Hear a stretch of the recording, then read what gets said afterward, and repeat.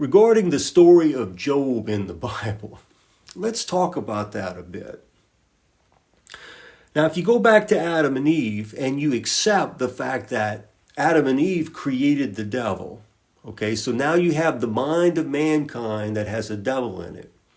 And that's the same devil or Satan that appears in the book of Job. And why? Because Job believed in such a thing. Job accepted such a thing as reality. And so it was reality from Job's viewpoint, from mankind's viewpoint. Not just Job, the three friends that came to comfort him all believed in a devil. It was a belief or an understanding that was what they call a race belief, just accepted wholesale. Of course, the reality is you reap what you sow. So if you reap what you sow and you want to label it a devil is causing that to happen, then what you've done is you've just added a layer between you and God, because God set up you reap what you sow, and now you've given it some wicked authority or some malice of mind behind it, and that's not it at all. Like the Bible says, God disciplines those he loves. And so, you reap what you sow is a form of discipline and a form of blessing, because you reap what you sow. So if you sow good things, you get good things, blessings. If you sow not so good things, you get not so good things.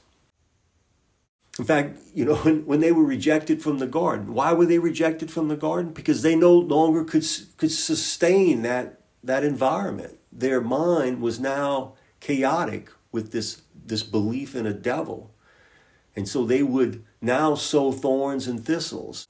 So because Job and mankind believed in a devil, God had to support this belief, because he's raising his children from the immature mental state that they're in, believing in a devil. Santa Claus, if you want to call it Santa Claus, that's it. Children believing in Santa Claus. Well, the adults believe in the devil and the children believe in Santa Claus. But it's all the same thing. It's just a story.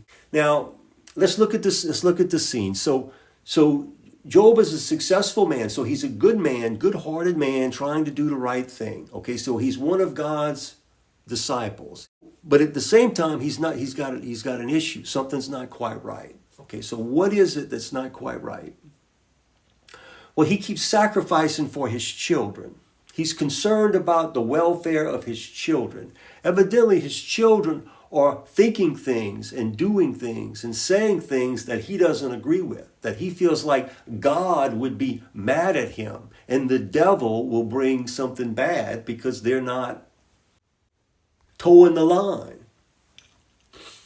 And so we can see that that's a problem, because Job's children had free will to live their lives according to the way they wanted, and yet the father's sacrificing for them. Something's going on here that doesn't seem quite right.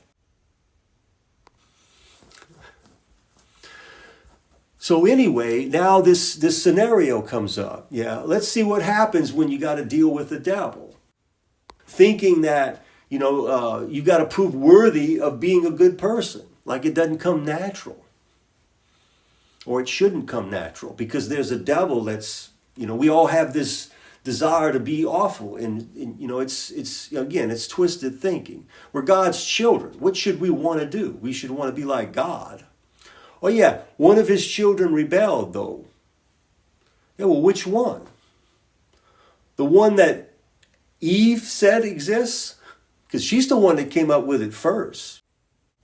So getting back to Job. So Job basically is, here's this scenario where God is testing Job, or the proof is being made whether or man loves God out of goodness, or is it for selfish reasons? Okay. Now that in an exoteric way, that's what's proven. That Job was an honorable man, even forgave the men that tormented him while he was in suffering, that lied about him and turned their back on him. And he even those he forgave. He was so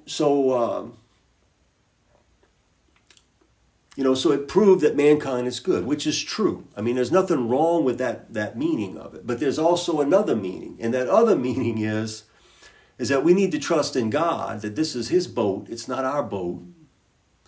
And though we have the children, they're his children, not ours. They're his souls, not our souls. We are all still in the womb of God. Growth. That's what we're talking about, growth.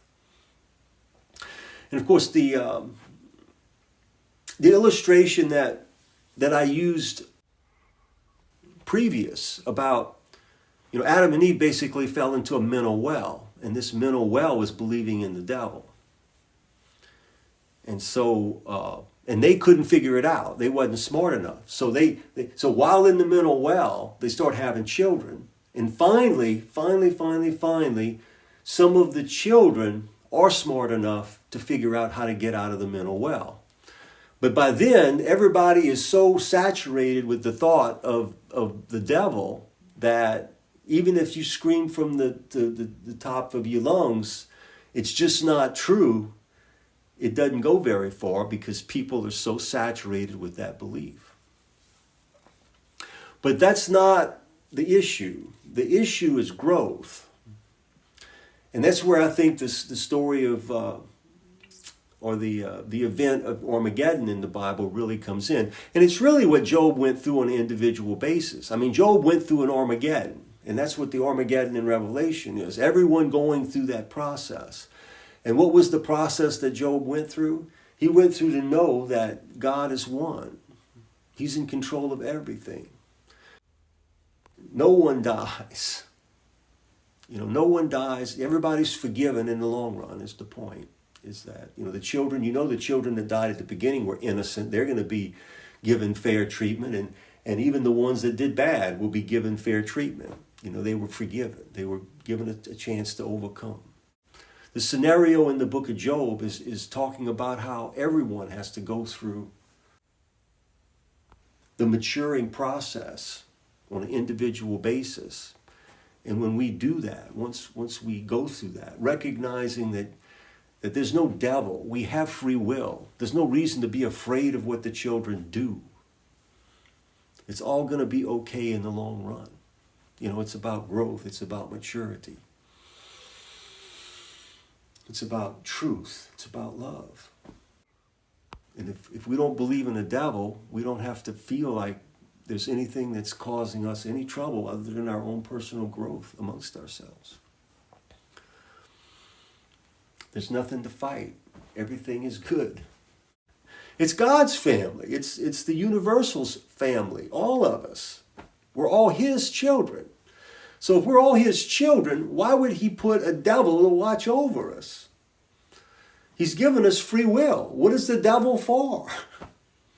To not use our free will properly? Well, how can you not use your free will properly? In other words, it's impossible to have free will and be imperfect at the same time. It's just impossible. Because if you've got free will, you can do what you want. And if you can do what you want, how can you be imperfect? And if you can't be imperfect, how can you sin? And if you can't sin, what can you do that can cause so much trouble in your life? Well, you can imagine there's a devil out there trying to get you.